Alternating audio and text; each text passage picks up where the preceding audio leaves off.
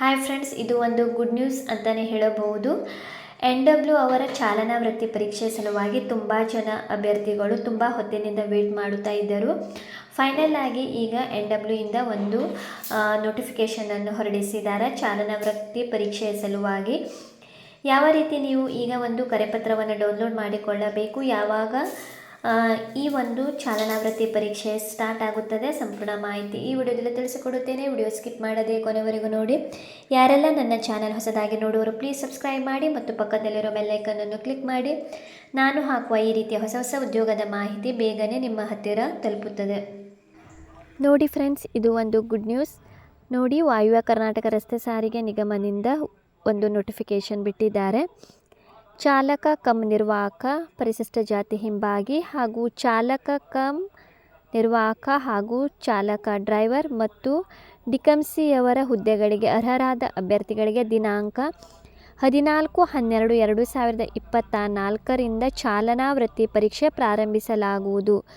ದಿನಾಂಕ ಮತ್ತು ಸ್ಥಳವನ್ನು ತಿಳಿಯಲು ಸ್ಥಳೀಯ ವೆಬ್ಸೈಟ್ www.nwkrtc.karnataka.gov.in ಅನ್ನು ವೀಕ್ಷಿಸುವುದು ಅಂತ ತಿಳಿಸಿದ್ದಾರೆ. ಸೊ ಫ್ರೆಂಡ್ಸ್, ಇದು ಒಂದು ಗುಡ್ ನ್ಯೂಸ್ ಅಂತಲೇ ಹೇಳಬಹುದು. ಈಗ ಇವತ್ತು ಅಥವಾ ನಾಳೆ ನಿಮ್ಮ ಒಂದು ಕರೆಪತ್ರವನ್ನು ಡೌನ್ಲೋಡ್ ಮಾಡಿಕೊಳ್ಳಲು ಕೂಡ ಅವರ ಲಿಂಕನ್ನು ಬಿಡುತ್ತಾರೆ.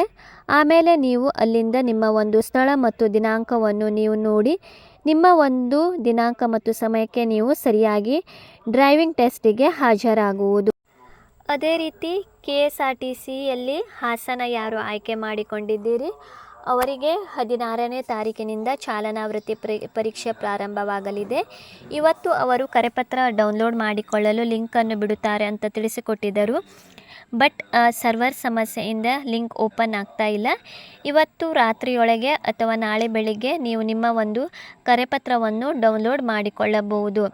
ಅದೇ ರೀತಿ ಯಾರು ಈಗ NW ಅವರದು ಚಾಲನಾ ವೃತ್ತಿ ಪರೀಕ್ಷೆ ಪ್ರಾರಂಭವಾಗಲಿದೆ, ನೀವು ಕೂಡ ನಿಮ್ಮ ಒಂದು ಟ್ರ್ಯಾಕ್ ಟೆಸ್ಟನ್ನು ಇನ್ನೂ ಪಡೆದುಕೊಂಡಿಲ್ಲ, ನೀವು ಕೂಡ ಟ್ರ್ಯಾಕ್ ಟೆಸ್ಟಿನ ಸಲುವಾಗಿ ಟ್ರೈನಿಂಗನ್ನು ಪಡೆದುಕೊಳ್ಳಿ. ನಿಮಗೆ ಗೊತ್ತಿದೆ, ಆಲ್ರೆಡಿ ಹುಮ್ನಾಬಾದಿನಲ್ಲಿ ಚಾಲನಾ ವೃತ್ತಿ ಪರೀಕ್ಷೆ ನಡೆದಿದೆ. ನಿಮಗೂ ಕೂಡ ಐಡಿಯಾ ಇದೆ ಯಾವ ರೀತಿ ನೀವು ಕೂಡ ಒಂದು ಟೆಸ್ಟಿಗೆ ಡ್ರೈವಿಂಗ್ ಟೆಸ್ಟಿಗೆ ಪ್ರಿಪೇರ್ ಆಗಬೇಕಂತ.